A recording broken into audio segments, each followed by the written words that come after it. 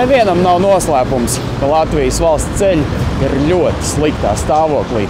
Krīzes laikā finansējums ceļiem tika samazināts līdz minimumam, novedot Latvijas valsts ceļus tuvu sabrukumam. 144 valstu konkurencē ceļu kvalitātes ziņā Latvija ierindota 99. vietā, liecina Pasaules ekonomikas fóruma globālās konkurētspējas ziņojums. Latvija novērtēta vienā līmenī ar Melnkalni, Tanzāniju, Zimbabvi, Zambiju, Senegālu un Taģikistānu. Jauka kompānija. Tomēr nu ir parādījies cerību stariņš.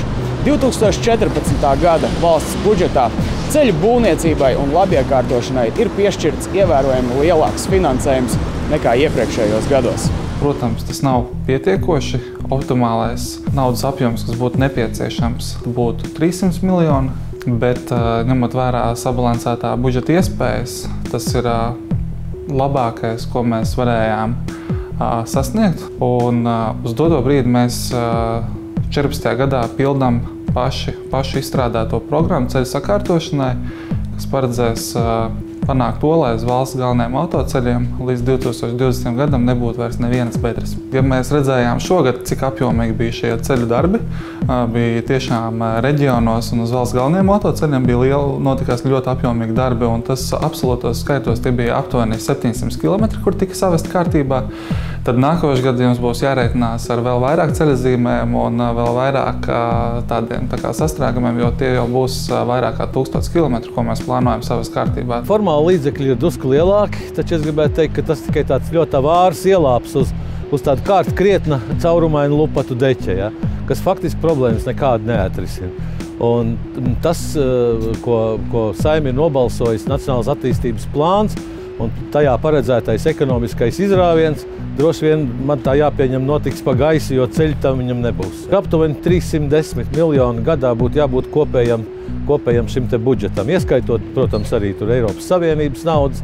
Nu, uz šo brīdi mēs knapi tuvojamies pusē. Daži 10 miljoni, ko pieliek, viņi faktiski izšķīdīs pa pašvaldībām, pa pašvaldību ceļiem, pa valsts ceļiem, pa visiem pārējiem ceļiem, un mēs tā īsti viņus nemanīsim. Un tas deficīts, kas mums ir šodien ceļos, ir nepadarītie darbi par summu kopējo, kas pārsniedz jau 4,5 miljārdus latu.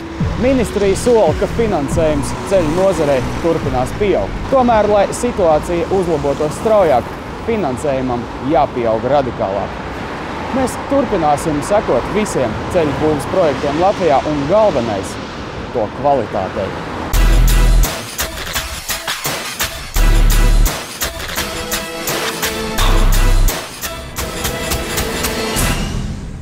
Pagājušajā raidījumā ziņojām, ka visām Latvijas ostām šogad kritušies pārkrauto kravu apjomi. Taču gada beigas nāk ar pozitīvām ziņām. Visas 3 lielās ostas oktobra mēnesī ir palielinājušas savus pārkrauto kravu apjomus. Lai arī ostās gada griezumā arvien vērojams kritums, tomēr ir cerības, ka līdz gada beigām kravu apjoms pietuvosies pērn pārkrautajam. Jo ostas ir Latvijas tranzīta biznesa mugurkauls. Ja ostām veicas labi, tad arī visam pārējam Latvijas tranzīta biznesam klājas labi. Vai zinājāt, ka dzelzceļš ir vidēji draudzīgākais un drošākais transporta veids? Salīdzinājumam viena lokomotīva spēj pārvadāt tikpat daudz, cik 150 kravas automašīnas. Tas būtiski samazina degvielas patēriņu un kaitīgo izmešu daudzumu atmosfērā. Uzņēmums Latvijas dzelzceļš ik gadu pārvadā vairāk nekā 60 miljonus tonu kravu un savā ikdienas darbā lielu vērību pievērš vides drošības jautājumiem. Piemēram, uzņēmums Latvijas dzelzceļš veic mašīnistu apmācību, kā efektīvāk vadīt lokomotīvas. Tas dod iespēju līdz pat 50% ietaupīt degvielas patēriņu un līdz ar to samazināt CO2 izmešu apjomu. Latvijas dzelzceļš, protams, ir nacionāla kompānija, kuras uzdevums ir dot valstī pievienoto vērtību, kalpot, attīstīt, dot pienesumu valsts ekonomikai, kā arī kalpot sabiedrības interesēm. Un šo pēdējo gadu laikā esam veikuši kompleksus pasākumus, lai par 50% samazinātu savu ietekmi uz vidi, kaitīgumu. Nākotnē mums ir daudz dažādu projektu, Un visnopietnākais, protams, ir elektrifikācija, kas mums ļautu pāriet jaunā kvalitīvā līmenī, ne tikai videi draudzīgākā, protams, jo elektrolokomotīvas ir daudz draudzīgākas videi nekā dīzeļa lokomotīvas, bet arī kļūt spēcīgākiem un efektīvākiem. Ieguvumu no šī projekta realizēšanas būs daudz. Daļu dīzeļu lokomotīvi nomainīs videi krietni draudzīgākās elektrolokomotīvas, kas būs arī krietni klusākas. Samazināsies CO2 izmešu apjomi, mazināsies energoapgādes riski un ievērojami celsies uzņēmumu konkurētspēja.